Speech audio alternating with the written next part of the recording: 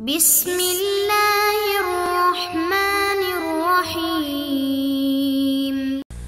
اعوذ باللہ من الشیطان الرجیم بسم اللہ الرحمن الرحیم مقاصد سوم کتاب البیع سبق نمبر 42 گفتگو تھی شرائط العوضین میں شرط سوم کون ہو تلکن تیسری شرط عوض المعوض کی ثمن عثمن کی یہ تھی کہ وہ آزاد ہونے چاہیے بنا بری وقف کا بیچنا جائز نہیں گفتگو اسی وقف کی بحث میں تھی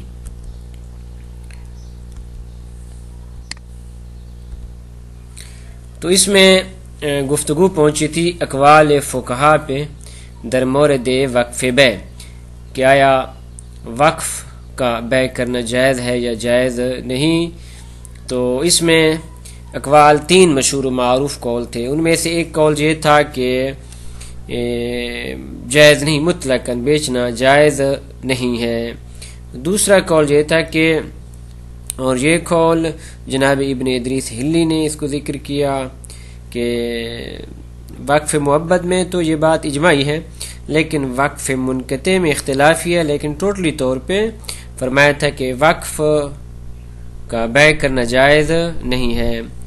دوسرا قول جناب قاضی ابن براج جناب شیخ صدوق علیہ رحمہ کہ وہ فرماتے ہیں کہ وقف عام کا بیچنا جائز نہیں ہے لیکن وقف خاص کو فی الجملہ بیع کرنا جائز ہے اور موارد جواز میں سے مثلا موقوفہ چیز میں خرابی پیدا ہو گئی ہے یا جو موقوف علیہم ان کو شدید ضرورت ہے کہ اسے بیچا جائے یا اسی طرح اگر ان کے درمیان اختلاف پیدا ہو رہا ہے تو اس صورت میں بیچنا جائز ہے جبکہ تیسرا قول جناب شیخ طوسی علیہ رحمہ اور جناب سلار کا کہ وہ فرماتے ہیں وقف عام کا بیع کرنا جائز ہے پھر ان میں کچھ مزید تفصیلات ہے کہ جو انشاءاللہ وقت پہ بیان کریں گے اور اس کے بعد جناب مصنف کی تحقیق بیان کریں گے ٹوٹلی طور پہ اور یہ تقریباً تیسرے یا چوتھے درس میں ہو سکے گا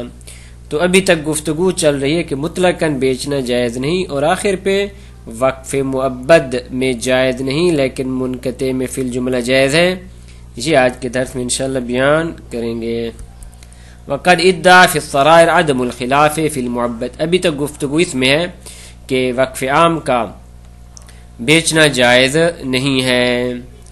تو اب اس کی وضاحت کر رہے ہیں کہ وقف عام کا بیچنا جائز نہیں تو معبد میں فرماتے عدم الخلاف ہے وقد ادعا فی السرائر جناب ابن ادریس ہلی نے سرائر میں دعویٰ کیا عدم الخلاف کا کس میں وقف معبد میں وقف دائی میں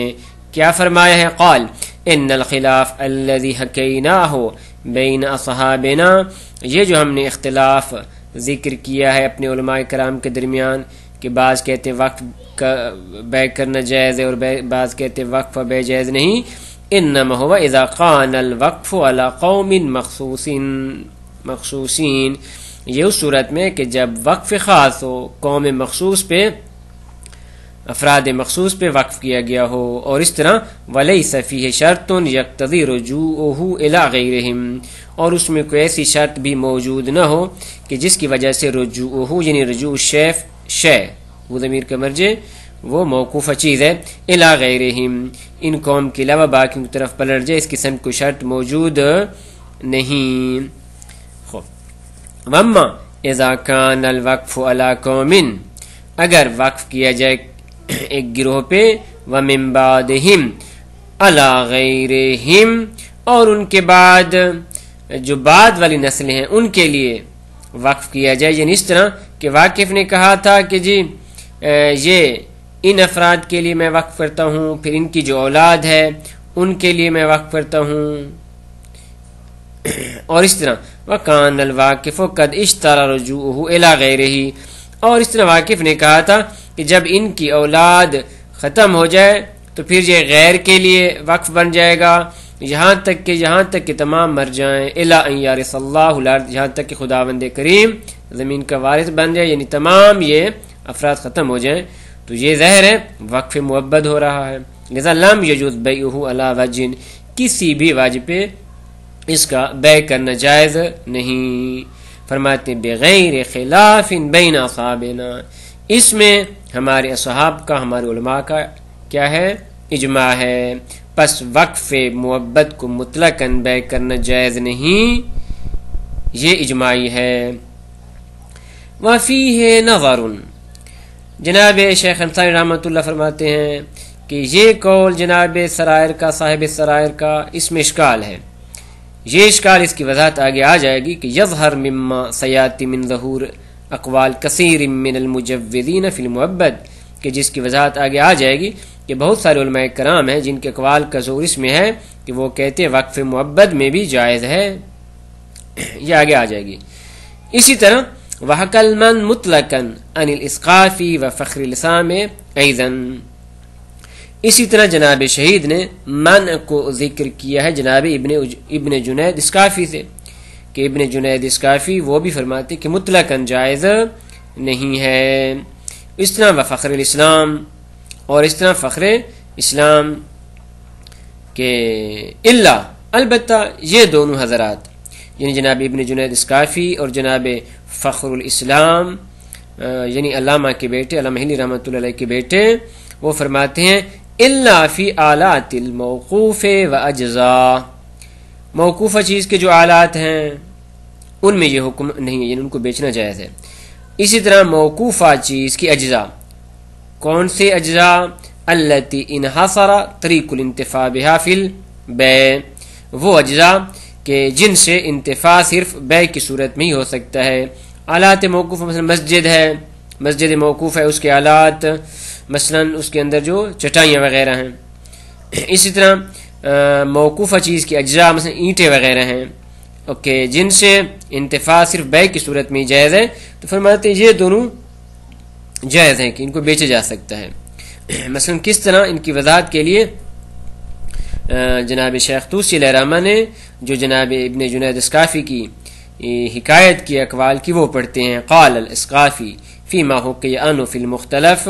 جناب اسقافی کا قول جو کہ جناب شیخ طوسی علیہ الرحمہ نے مختلف میں حکایت کیا وہ یہ ہے کہ ان الموقوف رقیقا، اگر موقوف چیز رقیق ہو جائے یعنی خاتمے کے قریب ہو جائے، او غیرہ، یا رقیق کے علاوہ اس میں کیا آ جائے جی، لو بالغ حالہ، اس کی حالت پہنچ جائے الی زوال ما صب لہ، کہ وہ سبیل اور وہ راستہ کہ من منفعت، جس کے ذریعے منفعت حاصل کی جا سکتی تھی وہ ختم ہو رہا ہے، تو فلا باس ببیعہ، اس کا بیع کرنا جائز ہے۔ کس طرح کہ وَإِبْدَاءَ الْمَقَانِ بِثَمَنِهِ إِنْ أَمْكَنَ، کہ اگر ممکن ہو تو اس کی ثمن سے اس کی مانند کوئی دوسری چیز خرید لیا جائے۔ مثلا چٹائی خراب ہو رہی ہے، اب اس سے مزید وہ منفعت حاصل نہیں کی جا سکتی، تو فرماتے اس چٹائی کو بیچ کے اس کی جگہ پہ ایک اور چٹائی لے لی جائے۔ او صارفوا فیما کان یصرف الیہ منفعتہ، یا اگر ممکن نہیں کہ اس کی ثمن سے ایک اور چٹائی لے لی جائے تو اس کو صرف کیا جائے اس کی ثمن کو کہ جو اس سے منفعت حاصل ہو سکتی ہے۔ مثلا ایک لمبی چوڑی چٹائی تھی وہ تو آپ نہیں خرید سکتے، تو اس کی جگہ پہ آپ ایک چھوٹی سی چٹائی لے لیں۔ یا کیا ہے، اور رد ثمنہ علی منافع ما باقی من اصل ما ہو بسماہ اذا کان فی ذلک صلاح، اگر چٹائی بھی مثلا خریدی نہیں جا سکتی تو اس کی جو ثمن ہے ان کو باقی ان منافع میں خرچ کیا جائے کہ جو اصل وقف کے لیے تھے، اذا کان فی ذلک صلاح، اگر اس میں مصلحت موجود ہو۔ تو آپ نے دیکھا یہاں پہ کہ جناب نے وہ جو آلات ہیں ان کی اجازت دی ہے۔ اسی طرح وقال فخر الدین فی الایضاح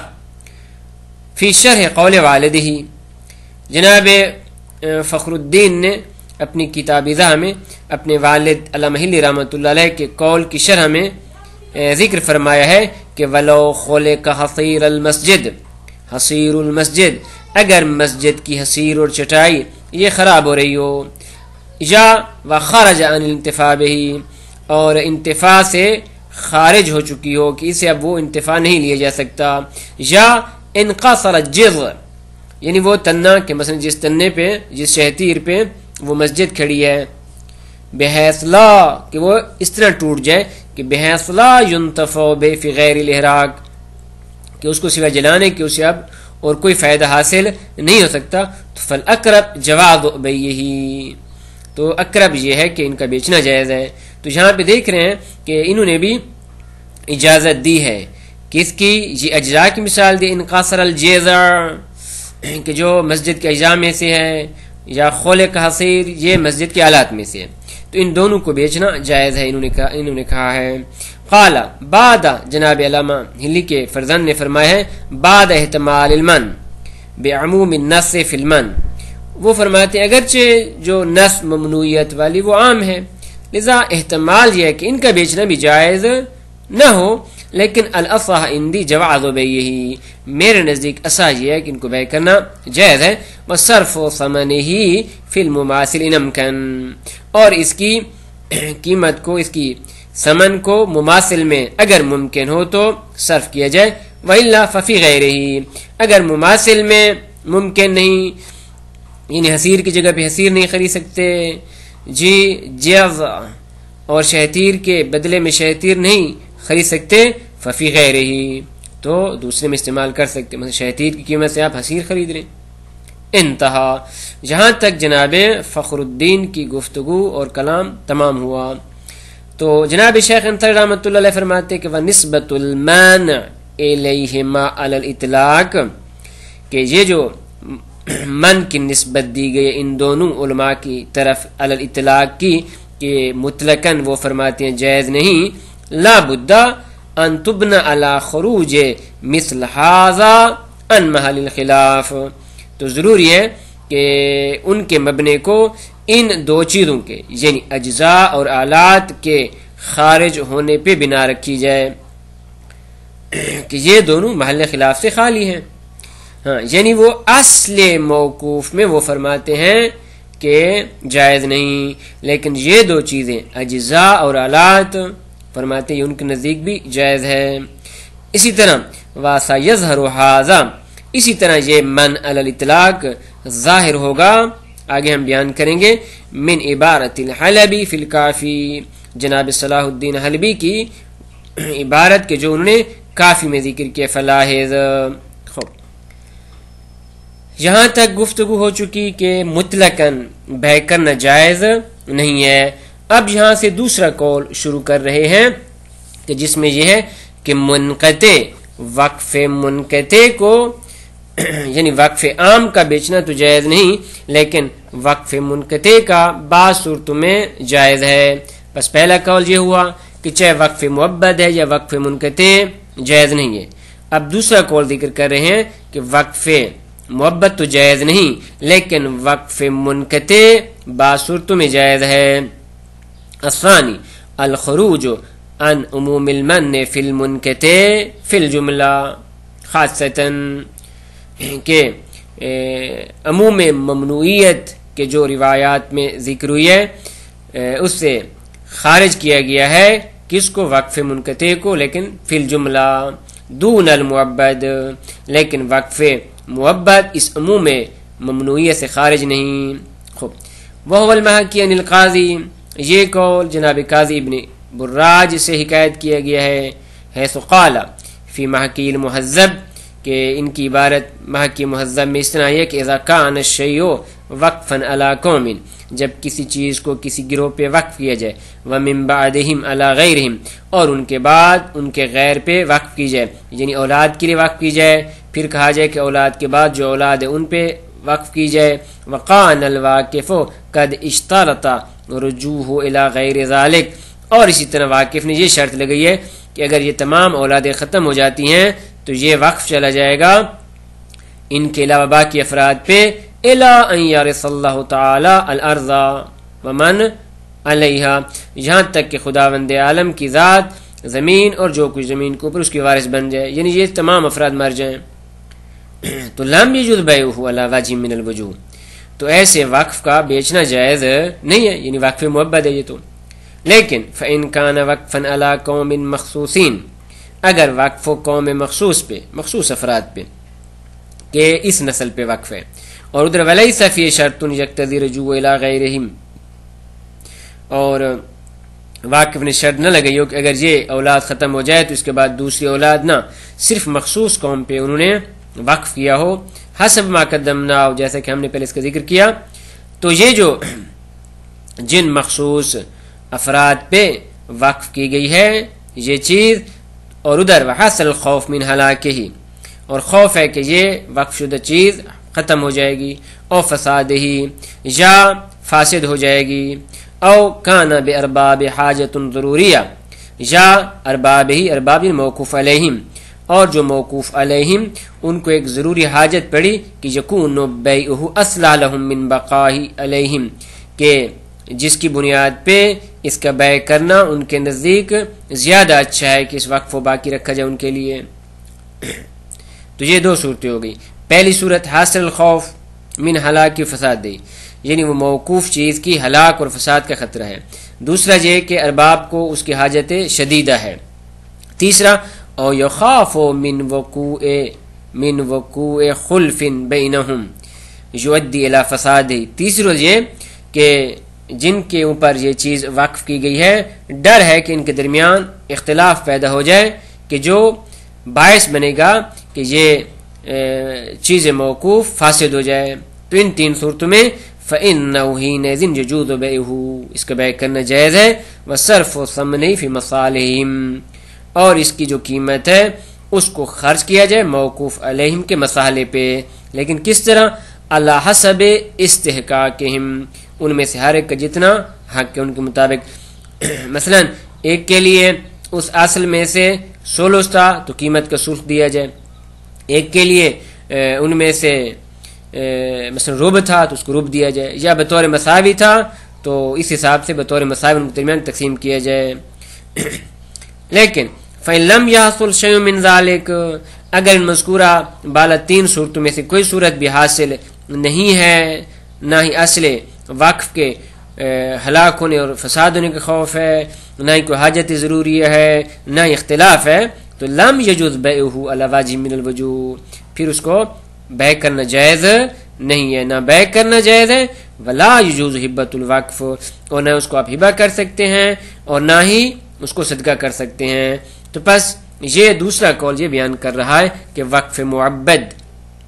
جائز نہیں مطلقاً، چاہے فساد کا خوف ہو یا نہ ہو، لیکن جو وقف منقطع ہے اگر وہاں پہ ان تین صورتوں میں جیسا کوئی فساد موجود ہو تو بیع کرنا جائز ہے، وگرنہ بیع کرنا جائز نہیں۔ صلی اللہ علی محمد و اہل بیت الطیبین الطاہرین۔